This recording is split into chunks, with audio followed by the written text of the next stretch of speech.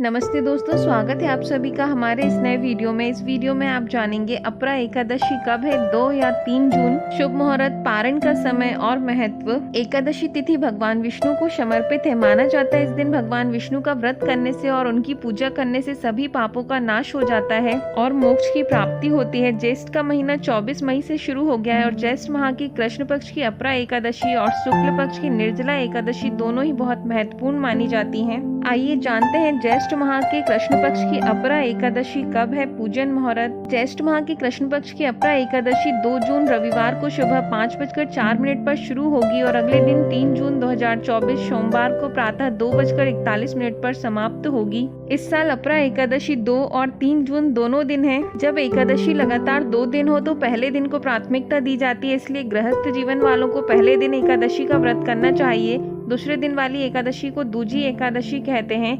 सन्यासी और मोक्ष प्राप्ति के इच्छुक श्रद्धालुओं को दूजी एकादशी के दिन व्रत करना चाहिए। 3 जून को वैष्णव संप्रदाय के लोग एकादशी का व्रत करेंगे। अपरा एकादशी शुभ मुहूर्त। विष्णु पूजा मुहूर्त सुबह 7:07 से लेकर दोपहर 12:19 तक है। अपरा एकादशी व्रत का पारण 3 जून को सुबह 8:05 से लेकर सुबह 8:10 के बीच किया जाएगा। वहीं वैष्णव एकादशी व्रत पारण 4 जून को सुबह 5:23 से सुबह 8:10 के बीच किया जाएगा। आइए अब जानते हैं अपरा एकादशी व्रत का महत्व। अपार शब्द का अर्थ होता है असीमित, यानी कि अपरा एकादशी का व्रत करने वालों को असीमित सुख और धन की प्राप्ति होती है। इसी कारण इसे अपरा एकादशी कहा जाता है। इतना ही नहीं, अपरा एकादशी को असीमित लाभ देने वाली एकादशी भी कहा जाता है। अपरा एकादशी समस्त पापों से मुक्ति दिलाने वाली एकादशियों में से एक मानी जाती है।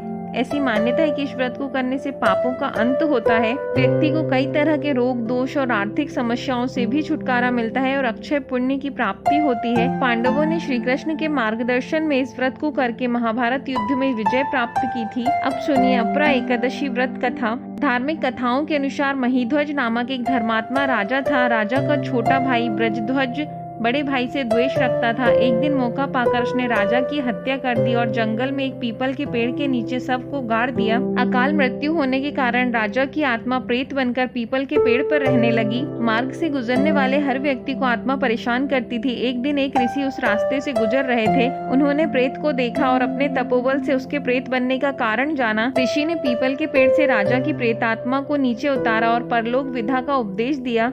राजा को प्रेत योनि से मुक्ति दिलाने के लिए ऋषि ने स्वयं अपरा एकादशी का व्रत रखा। द्वादशी के दिन व्रत पूरा होने पर व्रत का पारण प्रेत को दे दिया। एकादशी व्रत का पुण्य प्राप्त करके राजा प्रेत योनि से मुक्त हो गया और स्वर्ग चला गया। यदि यह कथा अच्छी लगी हो तो चैनल को लाइक, शेयर और सब्सक्राइब कीजिए। धन्यवाद।